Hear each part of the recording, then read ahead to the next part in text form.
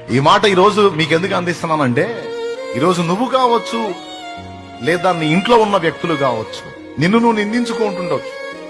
నీ దీన స్థితి అధోగతి చూసి, ఛీ, నాదంటోడు ఒకడు పుట్టడం అవసరమా, నాకు ఈ బతుకు అవసరమా, నేను అనుభవిస్తున్న ఈ బాధలు నాకు అవసరమా, ఏంది నా జీవితం, అర్థం లేదు అర్థం లేదు అని ఏవేవో అనుకుంటున్నావో నువ్వు ప్రస్తుతం నువ్వు ఉన్న పరిస్థితులను బట్టి. ఒకవేళ నిన్ను నువ్వు అనుకోకపోయినా నీ వాళ్ళు నిన్ను అంటుండొచ్చు, ఏం బతుకురా నీది రే, మా ఏం జీవితం నీది, మంచి మంచి వాళ్ళు చేస్తున్నారు, నువ్వు చావట్లేదు, ఎందుకమ్మా నీలాంటిది బతకడం, సావే ప్రశాంతంగా ఉంటది మాకు అంటుండొచ్చు.